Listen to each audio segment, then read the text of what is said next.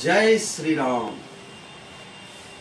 आज इस वीडियो में हम ग्रह रत्न के बारे में बताने जा रहे हैं कि कौन कौन से रत्न किन जातकों के लिए सबसे ज्यादा सूट करते हैं और किस तरीके से उसको धारण किया जाता है।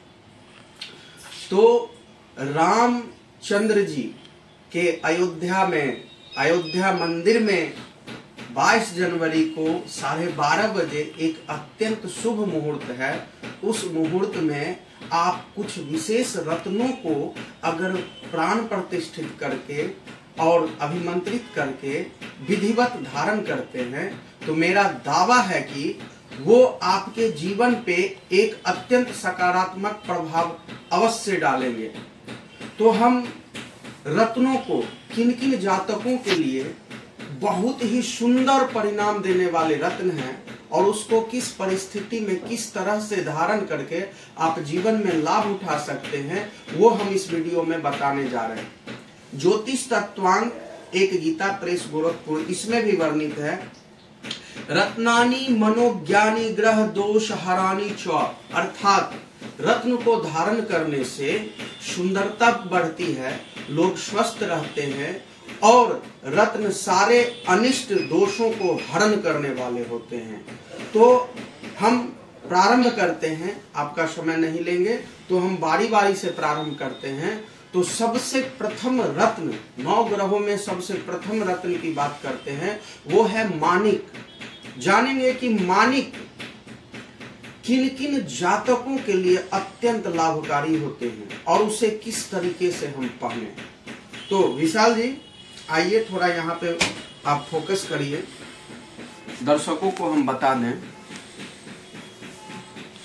देखिए, सबसे पहले इन 4 लग्नों वाले जातक जो होते हैं इनके लिए माणिक अत्यंत सुलभ और लाभकारी सिद्ध होता है।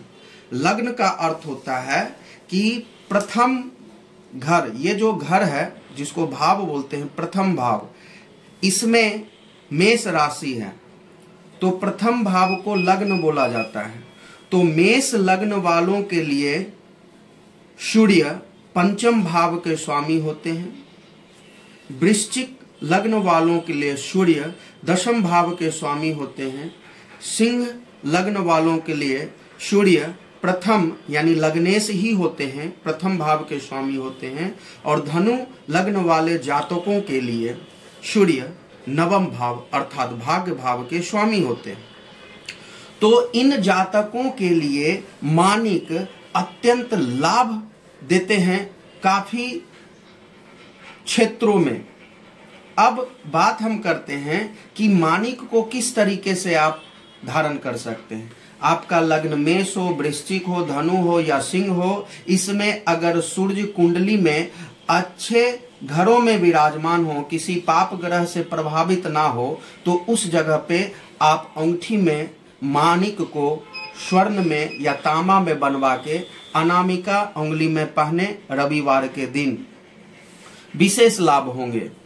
इसके अलावे सूर्य इस चारों लग्न में 6ठ भाव में, 8वें भाव में या 12 भाव में हो या किसी पाप ग्रह से प्रभावित हो तो उस नतीजन में आप माणिक पहनेंगे, लेकिन उसे आप सूर्य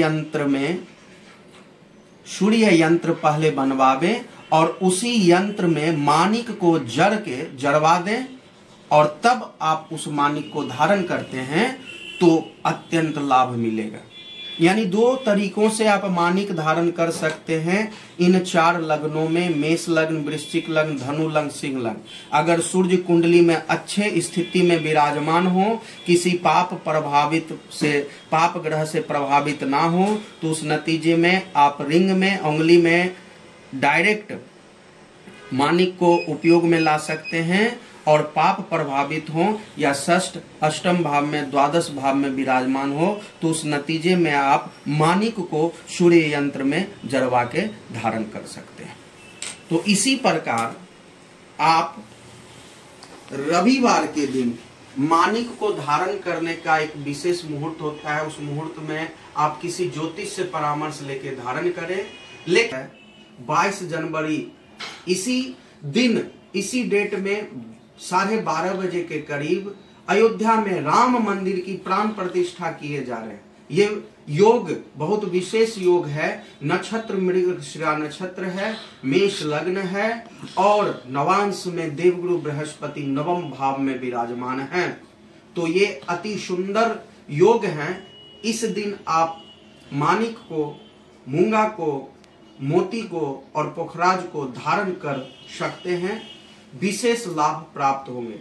लेकिन हम माणिक के बारे में बताए हैं। इसी प्रकार हम अगले वीडियो में एक एक करके किस किस रत्न को किस तरीके से और किस जातक को वो ज्यादा लाभ करेंगे, वो उसके बारे में हम बताएंगे। तब तक के लिए आप लोगों का कल्याण हो। जय श्री राम।